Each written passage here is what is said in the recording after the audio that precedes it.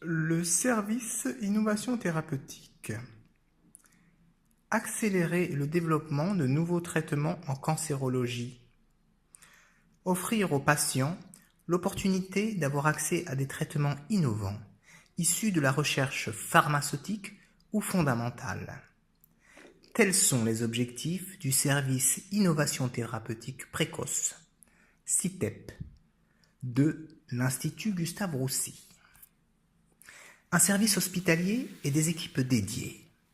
Le CITEP rassemble des experts de différentes disciplines: oncologie médicale, radiothérapie, hématologie, et de différents métiers: imagerie, biologie et pathologie, équipe de soins et de recherche clinique, soit au total une équipe de près de 30 personnes.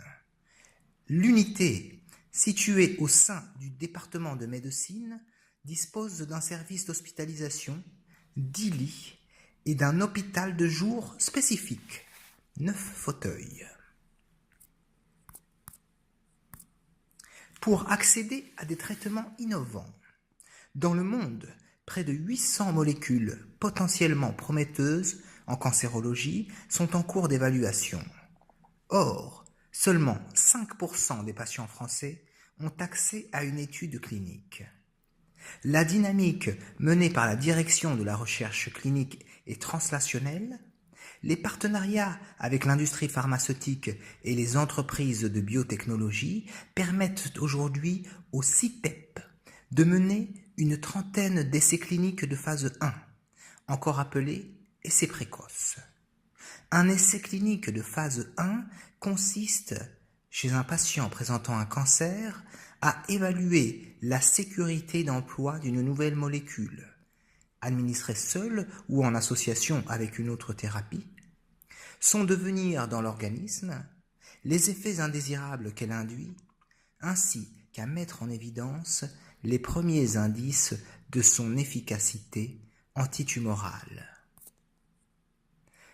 Sous haute surveillance, chaque molécule évaluée dans un essai clinique de phase 1 a été minutieusement testée en laboratoire et chaque étude n'est conduite chez un patient que lorsqu'il y a suffisamment de preuves de sa sécurité d'emploi et de données précliniques permettant d'envisager une efficacité potentielle.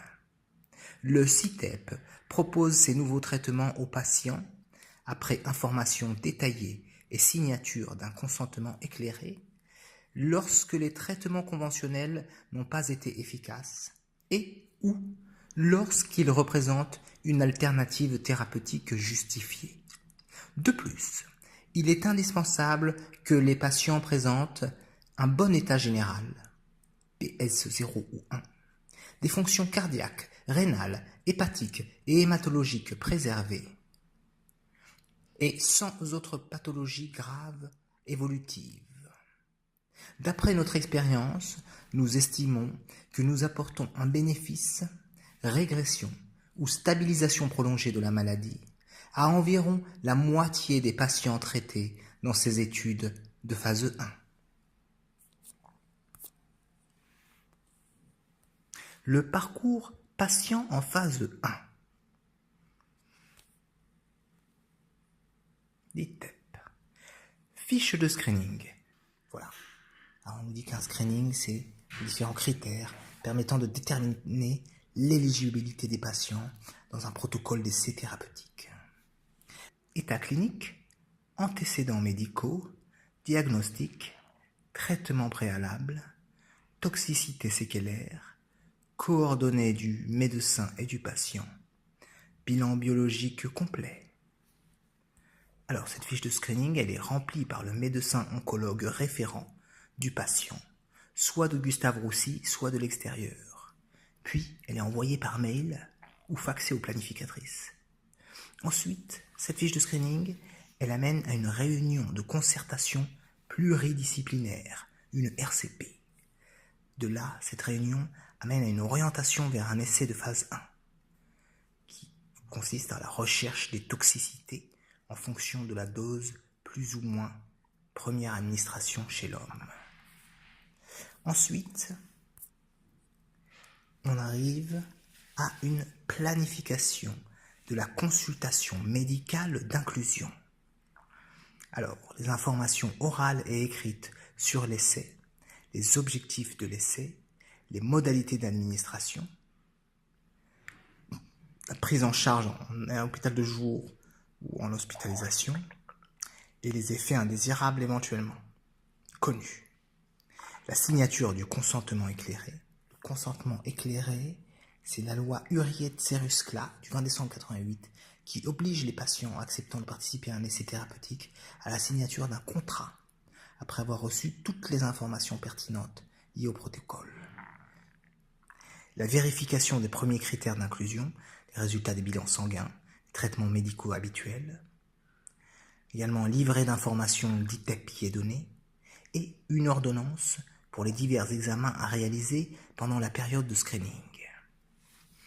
Donc cette planification de la consultation médicale d'inclusion, elle amène à une organisation du screening et du plan personnalisé de soins, le PPS, par les AMR, les assistantes médicales de recherche.